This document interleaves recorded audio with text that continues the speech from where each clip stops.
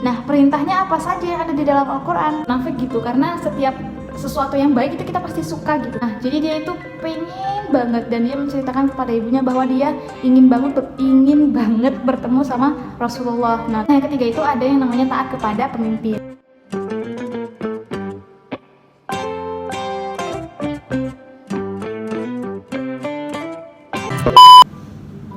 Dampak positifnya memperpuasa, Halo, assalamualaikum warahmatullahi wabarakatuh. Halo Sobat Jaya, kembali lagi di channel aku Hidayah Haryani. Nah, di video kali ini aku mau sharing nih ke Sobat Jaya, karena aku baru aja nih baca tentang dampak positif dari kita patuh kepada Allah dan Rasulnya. Nah, jadi di sini kita bakal bahas mengenai yang namanya ketaatan. Nah, nggak usah berlama-lama lagi, langsung aja kita bakal bahas mengenai ketaatan. Nah, kita bakal mulai dari apa ya, maksud dan artinya dulu ya kali. Taat itu apa sih artinya kayak gitu kan? Semisal kalau ditanya, nah, kalian tahu mobil? Tahu mobil itu apa? Ya mobil, ya nggak mungkin dong jawabnya gitu kan. Nah, sama seperti taat. Taat itu apa sih? Nah, jadi sederhananya lagi bisa kita artikan taat itu merupakan sesuatu bentuk yang didasarkan atas perintah. Nah, di mana kita itu patuh ataupun melaksanakan apa yang diperintahkan. Nah, gitu sederhananya. Nah, lalu di situ kan ada kita perluas lagi, perintahnya perintah apa gitu kan. Nah, tentunya perintahnya perintah yang dalam hal-hal baik kayak gitu kan. Perintah seperti misalnya nggak usah lah terlalu jauh. Misalnya kita dalam beragama Islam kita diperintahkan untuk sholat, ya udah berarti kita harus taat, harus patuh. Patuh itu berarti kan kita melaksanakan kayak gitu kan. Berarti kita kan harus melaksanakan, harus mengerjakan sholat. Nah, taat itu kan bisa kita artikan secara sederhananya itu sebagai patuh kayak gitu kan. Patuh ataupun tunduk ataupun setia kayak gitu. Jadi sederhananya kayak gitu. Tapi kalau secara luasnya, taat itu bisa kita artikan sebagai apa ya? Melakukan sesuatu karena patuh terhadap perintah kayak gitu. Nah, perintahnya ini perintah apa dulu kayak gitu kan ya? Perintah kepada Allah kah, kepada Rasul kah, kepada orang tua kah, kepada pemimpin kah, kepada guru kah, kepada teman atau sebagainya gitu kan. Nah, ada juga tuh dalam Al-Quran banyak perintah, banyak banget. Karena kita sebagai seorang muslim, kita harus menjalankan segala perintah dan menjauhi larangan Allah Subhanahu wa Ta'ala. Kita tahu perintahnya dari mana? Yaitu dari Al-Quran. Jadi yang namanya taat itu kita melakukan dan melaksanakan perintah yang diperintah oleh seseorang, yang dimana perintahnya tersebut perintah baik dan membawa kebaikan serta membawa manfaat bagi sekitarnya kayak gitu. Nah, perintah itu biasanya banyak sih macam-macamnya. Cuman kalau di sini kita klasifikasikan perintah sesuai siapa yang memerintah kayak gitu. Nah, yang pertama perintah dari Allah Subhanahu wa Ta'ala. Nah, jelaskan ya perintah dari Allah itu ada di dalam Al-Quran. Nah, yang kedua itu ada perintah dari Rasul, yaitu Muhammad SAW. Yuk kita salawat. Allahumma sholli wa sallim wa barik alaih. Nah, jangan lupa ya kalau setiap dengar kata salawat kita berikan hadiah salawat kepada Nabi, karena kelak insya Allah kita semoga bisa mendapatkan syafaat beliau di akhir yaumul hisab nanti kayak gitu. Jadi aku di sini pengen banget tuh sharing mengenai perbuatan baiknya itu seperti apa sih kayak gitu kan, dan ini tuh bakal mencakup ke seluruh perbuatan baik kita kayak gitu. Jadi semakin lama kita biasakan berbuat seperti ini, insya Allah ini akan menjadi akhlak atau menjadi perilaku kita ke depannya kayak gitu. Bahkan perilaku yang baik itu kan awalnya dibiasakan kan dari sekarang. Nah, jadi makanya ada orang yang baik, ada juga orang yang tidak baik atau kurang baik karena dia membiasakan sesuatu yang tidak baik juga. Maka jika kita ingin melakukan ataupun memiliki sikap yang baik, akhlak yang baik, maka kita harus membiasakan sesuatu yang baik-baik pula gitu. Nah, perintahnya apa saja yang ada di dalam Al-Quran? Yaitu tadi, pokoknya kalau ada di situ amar, apa ya? Kata amar di situ berarti perintah kebanyakan gitu ya. Nanti teman-teman bisa dibaca ulang. Dalam Al-Quran itu perintah tuh banyak banget. Misalnya ya, perintah sholat, perintah berzakat, perintah bersedekah, perintah menolong, saling tolong menolong, perintah berkata jujur, perintah tidak berdusta, itu kan juga termasuk perintah kan. Nah itu, jadi Seperti itulah. Nah, selanjutnya perintahnya Rasul itu apa? Nah, yang namanya Rasul Muhammad SAW itu kan utusan Allah. Berarti Rasul juga memerintahkan apa yang diperintah Allah. Nah, tapi kan wujudnya Nabi itu seperti kita manusia. Jadi apa yang diperintahkan Rasul juga merupakan perintah Allah. Maka biasanya Rasul sama Allah itu selalu bergandengan kayak gitu. Kayak kalau dalam surah An-Nisa ayat berapa ya, 59 kalau nggak salah, itu yang bunyinya ya ayyuhalladzina amanu atiullaha wa atiur rasul wa ulil amri minkum. Nah, itu kan Allah dan juga Rasul itu selalu bergandengan gitu kan. Nah, begitu. Karena perintah Rasul itu semuanya baik. Apapun perintah Rasul itu baik. Coba deh kalian cari ada nggak perintah Rasul itu yang nggak baik. Perintah Rasul itu bahkan cuma sederhana gitu kan. Berilah makanan kepada orang miskin. Makanannya nggak banyak, berilah apa yang kamu makan, berilah sedikit walaupun sedikit gitu kan. Misalnya nih, ketika ada orang jatuh kepleset kan, dia susah bangun, ya udah segampang itu kan kita menolong dan membantunya untuk berdiri kembali gitu. Nah, itu salah satu ketaatan kepada Rasul dan juga Allah kayak gitu. Nah, yang ketiga itu ada yang namanya taat kepada pemimpin. Nah, pemimpinnya ini pemimpin yang mana dulu gitu kan.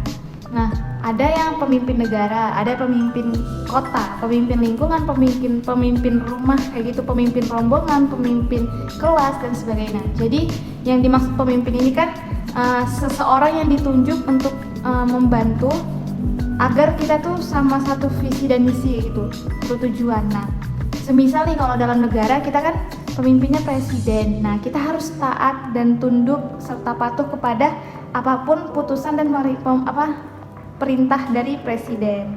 Semisal kita tidak boleh melanggar lalu lintas. Sebenarnya sih bukan putusan presiden sih, cuman itu peraturan itu emang dibuat oleh masyarakat demokratis gitu kan. Nah, tinggal kita yang menjalankan. Nah, sebenarnya fungsinya pemimpin ini untuk menjadi penegas dilaksanakan atau tidaknya peraturan itu. Maka kita harus taat kepada putusan presiden. Misalnya nih, kayak dalam situasi kondisi corona yang seperti ini sekarang kan. Nah, kita dianjurkan atau diperintahkan oleh pimpinan kita atau presiden kita untuk tidak berkumpul di tempat yang ramai kayak gitu kan. Nah, maka ikutilah anjuran itu, ikutilah perintah itu untuk menjaga keselamatan kita bersama kayak gitu kan, keselamatan warga, masyarakat, keluarga dan lainnya kayak gitu. Kalian tahu nggak sih Sobat Jaya yang namanya Uwais Al-Qarni? Nah, jadi singkat cerita dia itu merupakan dari keluarga fakir. Fakir itu di bawah miskin ya. Jadi dia itu hanya kerja sebagai seorang pengembala kambing atau pengembala domba. Di sana itu ia tinggal bersama ibunya yang udah tua renta dan sakit-sakitan. Tapi dia berkeinginan banget bisa ketemu sama Rasulullah SAW. Nah, jadi dia itu pengen banget dan dia menceritakan kepada ibunya bahwa dia ingin banget bertemu sama Rasulullah. Nah, terus dia meminta izin sama ibunya untuk pergi ke Madinah dan bertemu kepada Rasul, ya kan. Nah, di situ ibunya mendengar permintaannya itu seneng gitu kan, terharu. Cuman ibunya berpesan kalau Uwais itu kalau udah ketemu langsung segera pulang karena ibunya kan sakit-sakitan dan perjalanan dari rumahnya dari Yaman ke Madinah itu kan nggak cepet ya, nggak cuman 1 hari, bahkan bisa berhari-hari karena kan dia jalan kaki kayak gitu kan. Nah, jadi singkat cerita Uwais memutuskan pergi ke Madinah. Nah, sampainya di Madinah dia mengetuk rumah pintu Rasul dan yang ia dapati hanyalah istri Rasul, yaitu Aisyah radhiyallahu anha. Dan ketika itu ternyata Rasul itu sedang pergi berperang, ya kan? Jadi Rasul nggak ada di rumah. Nah, Uwais juga merasa kecewa gitu kan. Dia sebenarnya ingin menunggu, cuman ingat pesan dari ibunya agar dia segera pulang karena tidak ada yang menemani ibunya kan, ibunya sakit-sakitan. Nah, jadi dia memutuskan untuk pulang. Nah, ketika selesai di medan pertempuran, ketika selesai perang, Rasul kan kembali pulang. Nah, Rasul nanya, apakah ada yang mencariku? Nanya kepada Aisyah, ya kan? Nah, Aisyah bilang, iya wahai Rasulullah, dia mencarimu, dia datang dari Yaman. Cuman dia harus pulang karena ibunya sedang sakit. Nah, Rasul di situ bilang, dia adalah penghuni langit. Ketahuilah, bahkan para sahabat di situ dan Aisyah di situ juga tercengang, hah, penghuni langit maksudnya itu gimana gitu kan? Sedangkan kita di sini penduduk bumi dan Uwais itu juga kan berjalan di atas bumi bukan di atas langit kayak gitu kan. Nah, Nabi itu menjelaskan bahwa kepada Umar dan kepada Ali bin Abi Thalib ketika itu, mintalah doa dan istighfar kalian kepada Uwais Al-Qarni. Kelak karena ia merupakan penghuni langit kayak gitu. Maksudnya itu apa kayak gitu kan? Nah, jadi singkat cerita nih, ketika Rasulullah wafat, bergantilah kepemimpinan kepada Khalifah Abu Bakar. Nah, ketika Abu Bakar wafat, bergantilah kepada Khalifah Amirul Mukminin, yaitu Umar bin Khattab. Nah, ketika Umar bin Khattab itu melihat kafilah atau rombongan dari Yaman datang ke Madinah, ia teringat dengan pesannya Rasulullah, yaitu jika kalian ingin meminta doa dan istighfar, maka mintalah doa kepada Uwais Al-Qarni. Nah, di sini ia langsung di sini Umar bin Khattab langsung mengajak Ali bin Abi Thalib untuk pergi ke Yaman dan mencari Uwais Al-Qarni. Salah. Di sini Umar bin Khattab bersama Ali bin Abi Thalib melihat dan mencari rombongan dari kafilah Yaman, terus menanyakan apakah Uwais Al-Qarni itu ikut dalam rombongan dari Yaman ini gitu kan. Ternyata ada. Terus Umar nanya, Amirul Mukminin nanya di mana, dia sedang ada di tenda. Nah, ketika itu dilihat ia sedang sholat kayak gitu kan, maka Ali bin Abi Thalib dan juga Amirul Mukminin menunggunya sampai setelah sholat. Nah, ketika setelah sholat, Uwais Al-Qarni menjumpai Umar bin Khattab dan juga Ali bin Abi Thalib. Nah, ketika itu Umar bin Khattab juga langsung mengambil tangannya Uwais Al-Qarni dan melihat tanda putih yang ada di telapak tangannya, karena ketika itu Nabi berpesan tandanya itu di telapak tangannya ada warna putih di tengah telapak tangannya ini.